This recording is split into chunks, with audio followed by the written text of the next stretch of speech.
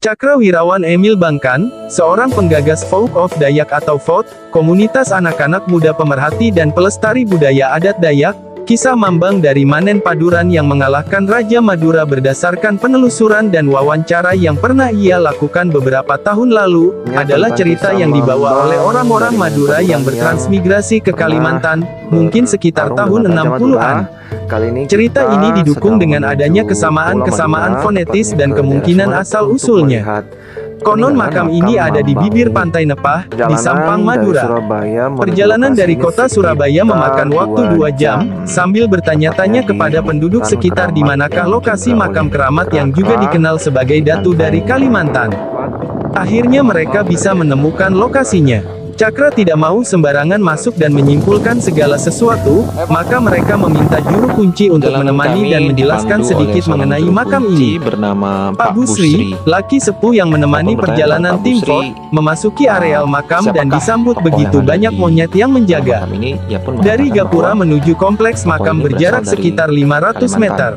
Ternyata kompleks ini banyak juga diziarahi oleh orang-orang Madura. Bahkan jika dilihat rumah warga di sekitaran pantai ini sangat besar dan mewah, namun kosong karena banyak yang kerja di luar daerah atau luar negeri. Menurut seorang warga di sini semua adalah berkah dari Raden Segoro ini yang juga dikenal sebagai tokoh sakti. Sesampainya di kompleks makam, dapat dilihat semacam gundukan batu membentuk lingkaran dan pusarannya sebuah pohon besar yang diikat kain merah, putih dan kuning.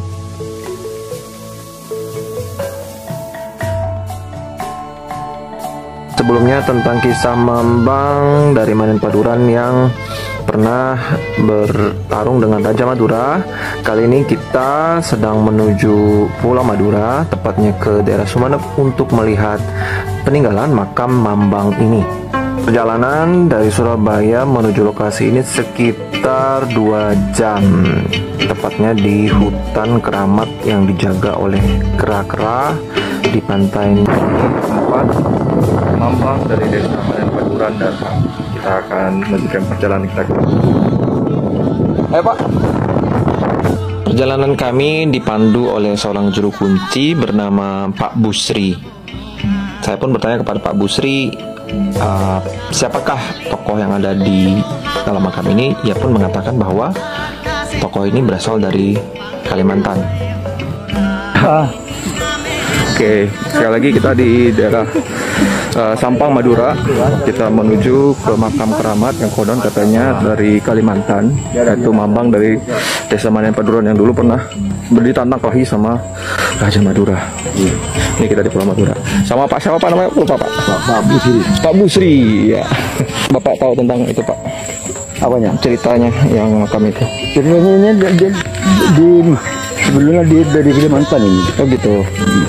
Dia merantau ke sini ya? Ke Madura ini.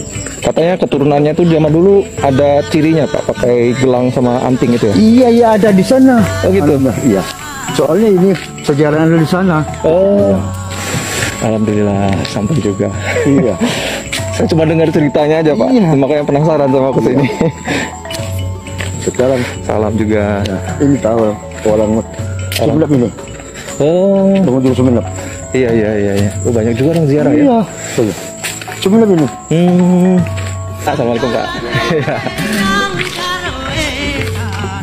Dan banyak orang berziarah juga di sini.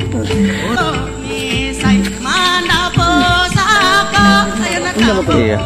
Ini makamnya.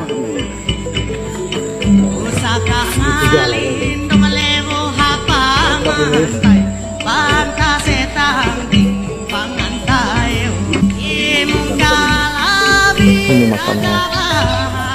Setelah memenangkan peperangan tersebut, Raden Segoro diberi gelar Temenggung Gemet yang artinya apabila orang bertanding dengannya maka akan habis. Dan kemudian ia pulang kembali bertemu dengan ibunya untuk bertanya siapakah ayahnya. Ibunya akhirnya menceritakan bahwa ayahnya adalah seorang siluman yang sangat sakti.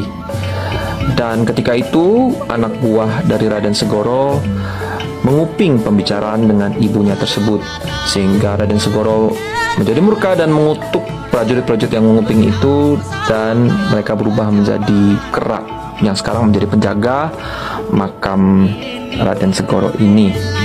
Nah, kalau kita lihat ceritanya di sini ada perbedaan, tetapi ada beberapa benang merah. Misalnya ada kesamaan fonetik antara nama kerajaan Medang Kemulan dengan Manen Paduran. Kemudian dalam versi Dayak ceritakan bahwa sang ibulah yang siluman atau Bawin Jadat. Dalam versi di sini justru sang ayahlah yang seorang siluman sakti. Dan katanya masih ada sisa bekas kapal dari Raden Segoro ini, namun kita tidak sempat ke sana. Dan ada liang tempat pertarungan antara Raden Segoro dengan raja atau musuh.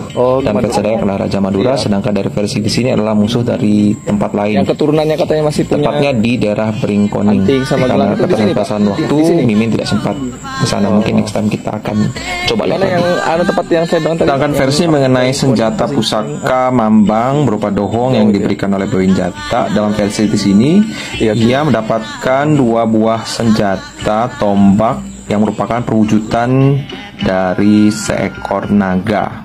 Ada kemiripan antara tombak dan dohong. Kita tentu tidak bisa menjudge mana versi cerita yang paling benar, karena namanya folklore, akan ada versi, akan ada variasi cerita, karena ini cerita tutur. Setidaknya kita bisa melihat ada benang merah, ada kesamaan dalam cerita ini. Demikian Fox, hasil ekspedisi kita di Tanah Madura di Sumeneb.